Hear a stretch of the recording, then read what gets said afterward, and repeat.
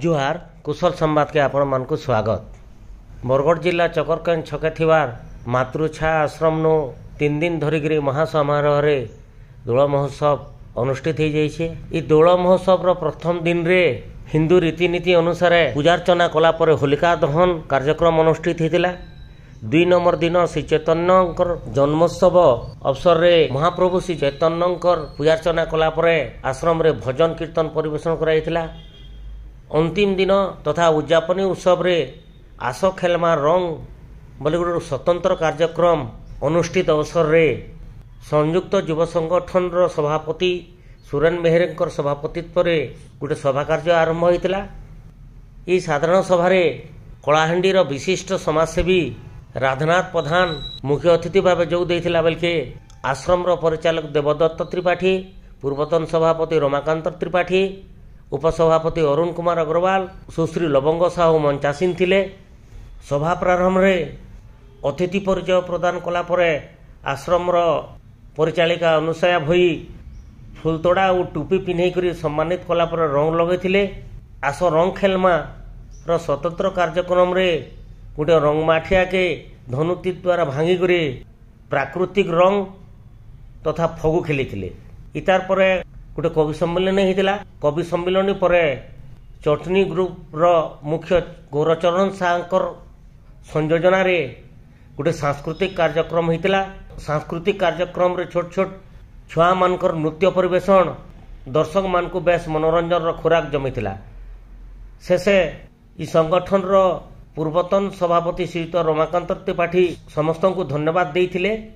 निजर परिवार तथा समाज ठानु दूरे होइकरी इथिरे रहुतबा अंतेवासिनी माने जेन गोटे मानसिक कष्ट रहसन से सबू के भूली जाइकरी किछि समय मनोरंजन करबार लगी जेन ये संयुक्त युव संगठन रो प्रयास के अंचलवासी भूयसी प्रशंसा करथिले। आमर अंचल रो एंता भल भल खबर देखबार लगी कुशल संवाद आमर चैनल के लाइक करूँ, शेयर करूँ, कमेंट करूँ और सब्सक्राइब करी करी आमर चैनल संगे जुड़ी रहूँ।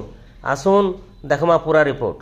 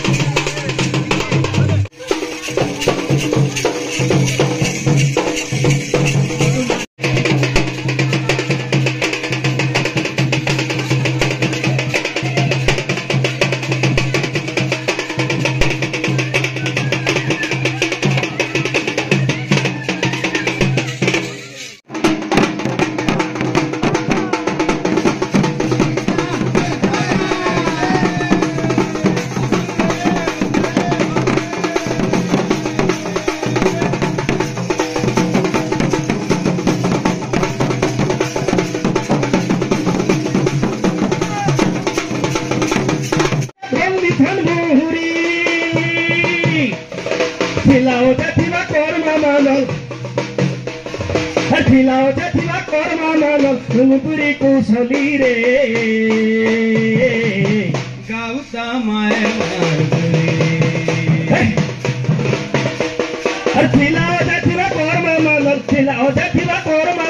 सम्बलपुरी कुशली रे गाउता मैं मार रे गाउता मैं मार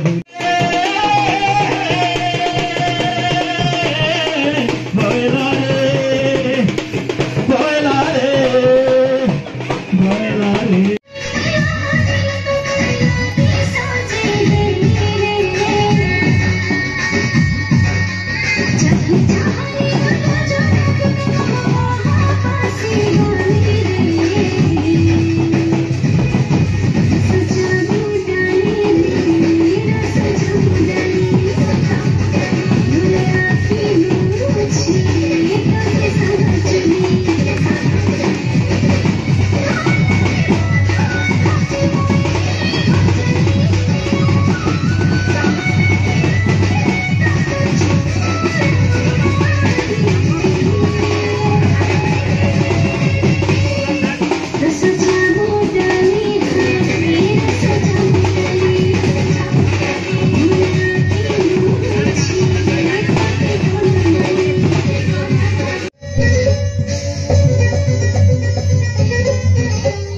तोर कथा धरी ऋण बाड़ी धरी सब कथा कही माली मुदी गुना पहरी पांच सब किनी दही रे